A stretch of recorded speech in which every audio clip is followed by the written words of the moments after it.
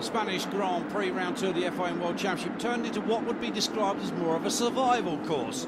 MX2 race 1 got off the line to an extremely waterlogged start straight into that first corner. There were some that didn't make it clearly, but Rattray on the Red Bull KTM, the series leader with the red plate, had decided the best way to keep scoring points would be out front. Some riders were not so lucky. Tyler Rattray, the 22-year-old South African from Durban, had set his sights on another 25 to go with the existing 50 that he already had from round 1.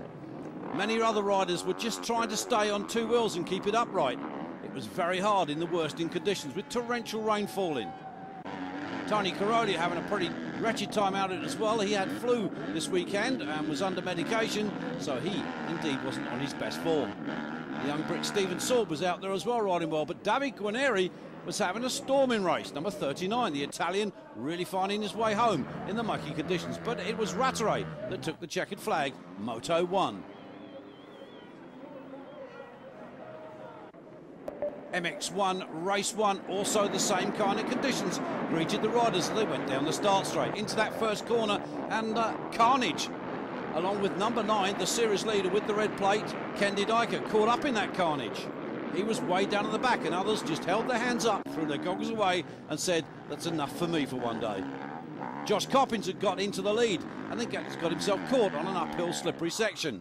While the marshals slipped and slid, the New Zealander turned his bike round and got back going again. But early race leader Jonathan Barragan, number 7 on the Red Bull KTM, had found going just a bit too tough, and his bike had said enough is enough. It was left then to Steve Ramone, number 11, the defending MX1 champion, to take up the cudgels.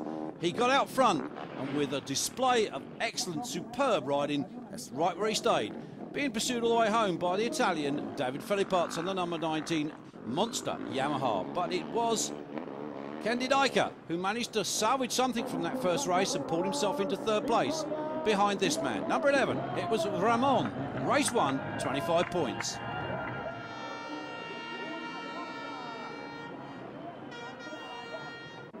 MX2 race 2 off the line, and conditions not getting any better. Torrential rain falling on the circuit, but the riders contending with some of it, but some of them not doing so well.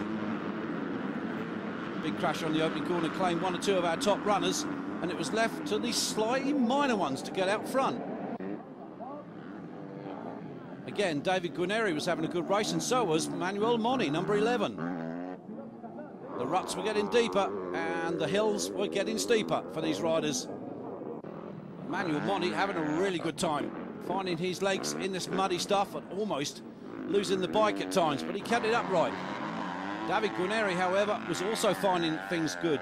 Tommy Searle, Tyler Rattray having a wretched time on the Red Bull KTMs. It was a question of who survived the hills, but who could get up them first. Take your turn and have a crack at it. The team managers were looking on, thinking, will my man make it home this time? It was a kind of survival course for this second round of the FIM World Motocross Championship. And Steven Sorb, the young Scot, back after that nasty injury he picked up a couple of years ago, had moved up into third position, but as you could see, it had turned into the Somme. Riders seeking help, but the red flag was put out in the end to curtail racing 2 laps before the end. However, in the MX1 race, the second one cancelled due to safety conditions. The top 3 stood on the podium. It was Steve Ramone from Philippart and, of course, Kendi Dika, who kept that red plate. Owing to the fact no points scored in race 2 due to the curtailment of that race. And that's how it would stand. 70 points for Dika at the top, and Philippart would move up. But the championship still very much open in the MX1 class as the MX2 class. So Portugal, the next Grand Prix next weekend. Let's hope the rain stays away and the sun shines.